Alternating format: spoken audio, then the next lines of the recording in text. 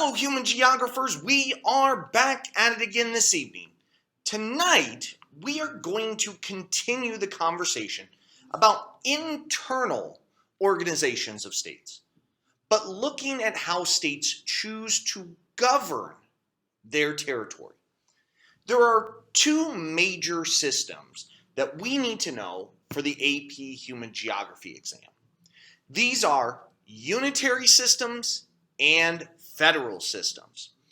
These two systems divide power or sovereignty between the central government and its subnational units, but in different ways. A unitary state is described as the internal organization of a state that has a centralized government and administration that exercises power equally over all parts of the state. And this isn't a great definition because it doesn't necessarily provide all of the details that we need. So basically, here's what you need to know for a unitary state. The central government, or national government, as you see in this visual, holds all the power. The subnational units don't really get much power. A federal state, on the other hand, is described as the internal organization of a state wherein a central government represents the various subnational entities within a state where they have common interests, defense, foreign affairs, and the like, yet allows these subnational entities to retain their own identities and to have their own laws, policies, and customs in certain spheres. So in a federal system, the national or federal government focuses on those common interests, while the subnational units, like states or provinces, retain their own identities and make their own laws. In other words, they have their own degree of authority or sovereignty, but only in certain areas. So the big key here is to look at the relationship between the central government and the subnational units when it comes to decision making and power. So let's take a look at two maps that divide our world into federal states, those are the ones in the top left in green, and unitary states, the ones in the bottom right in blue. And remember that while it looks like countries are neatly divided into one of two categories, as with most things in this class, it's really more of a spectrum. We're going to talk about countries like the United States, which is a federal system, but it has also kept a significant amount of sovereignty at the national scale. And other countries, like the United Kingdom, which is unitary, but has granted significant decision-making authority to its subnational territories. Countries are on a spectrum that varies based on how much authority, how much sovereignty, how much decision-making happens at the national level compared to the subnational level. But quickly, what do you notice? What questions pop into your head looking at these two maps? I'd like to hear some of them back in class.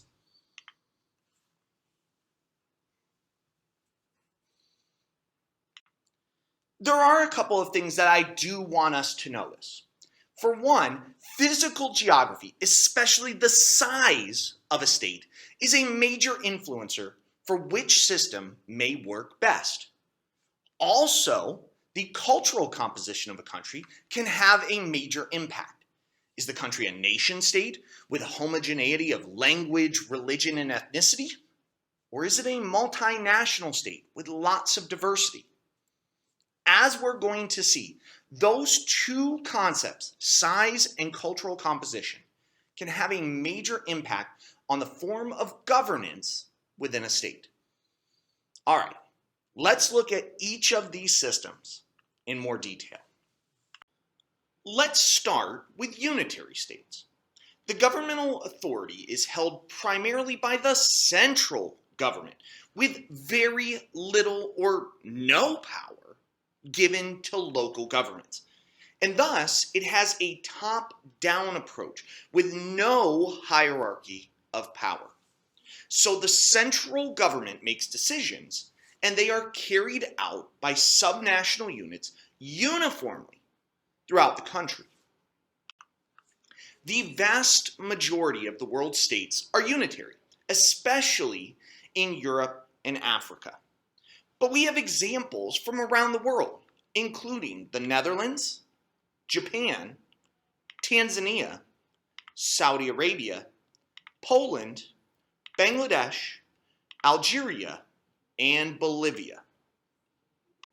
Unitary states tend to be smaller, more compact states with little cultural diversity. But there are a number of counterexamples to that as well. So let's take a look at a few examples a little more closely. France does not allow its provinces the power to act independently. Representatives travel to Paris, the capital, and then return home to implement the central government's decisions. The UK, on the other hand, devolved some central government powers to Scotland, Wales, and Northern Ireland, allowing each to have their own national assembly. These subnational territories handle local concerns related to health services, housing, education, and the environment. And it makes sense because the UK is a multinational state. So allowing some self-determination for the different nations will help to hold that state together. But these decisions are not constitutionally enshrined and could be taken away by the UK's parliament at the national level if it chose. So it is still a unitary state, with most of the authority residing in London. China, while large and ethnically diverse, is governed as a unitary state to enforce strict adherence to communist ideology. All right, let's look at some of the advantages and disadvantages associated with unitary systems. One advantage of the central government making all the decisions is that there tends to be fewer government agencies, which can increase the efficiency of government action. A decision can be made and implemented much faster. But if a country is large, like China, or fragmented, like Indonesia, or elongated, like Chile, it can be challenging to enforce and support those peripheral areas that are far from the national capital. This is linked to another disadvantage because unitary systems tend to favor the dominant groups. This can be politically or culturally, which is why unitary states tend to have fewer cultural differences. But there aren't any perfectly homogeneous states, so minority groups may be left out or marginalized. Shifting gears, let's take a look at federal states. The authority of the government is shared between the central government, sometimes called the national or federal government, and the subnational units, including state or provincial governments. Then you may also have local governments, like counties or cities that have certain powers as well. Regardless of the specifics of the individual country, federal systems are set up so that power is divided amongst multiple scales of government.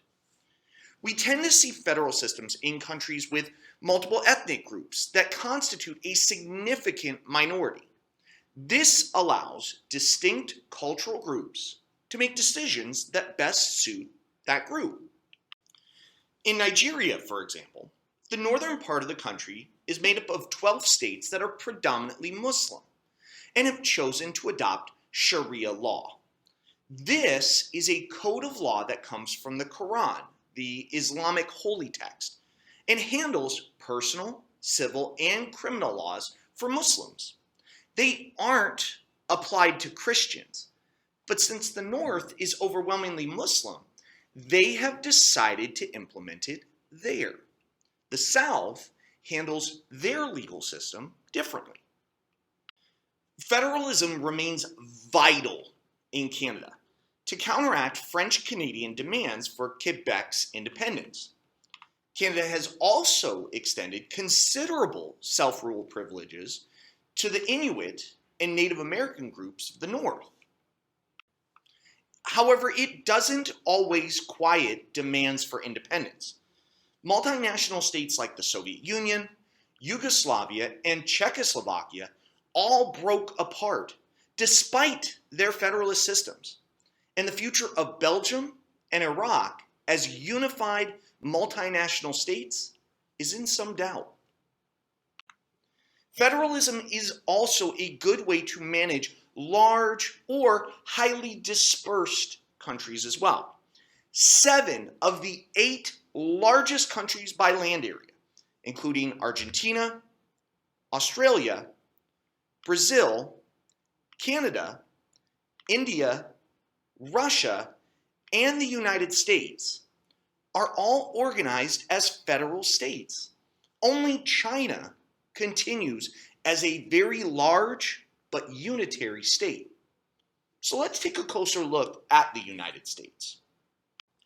The central government, which we often call the federal government, handles issues that affect the entire country, like the coining of money and the raising of military forces, among many other areas. States have the power to establish local governments and distribute powers to them. So states, counties, and municipalities tend to concerns that are appropriate for that scale. But the federal government, through the U.S. Constitution, reserves to the states all those powers that aren't specifically given to the federal government, which has given the states sovereignty over a number of aspects of decision-making, like administering school districts, conducting elections, issuing marriage licenses, and other activities. But the U.S. tends toward a less federal system, as states have fewer rights than the federal government. The big picture, though, is that in a federal system, multiple subnational units have local control, but are unified by a central government to pursue common goals at the national level. So let's conclude tonight by quickly touching on some of the advantages and disadvantages of a federal system. By distributing power, a federalist government reduces the chance of conflict between core and periphery areas, as well as between majority and minority groups. This system helps to promote a wide variety of opinions that come with cultural diversity, which in turn can boost political participation because people feel that their voice is heard, especially in their local community. But different parts of the country may significantly differ, leading to a slowdown at the national scale. In the United States, we have seen this in both the past and present with issues like civil rights, energy policy, poverty reduction, and pollution controls. And since local areas make some decisions on taxation as well as education, there can be disparities in terms of the funding and quality of those services. For example, political entities with higher property taxes tend to have better funded schools, but poorer areas or areas with lower population density might generate lower property taxes and thus have underfunded schools. The reality is that there are a lot of complexities associated with unitary and federal systems, complexities that we will continue to examine back in class. Have a good evening, everyone.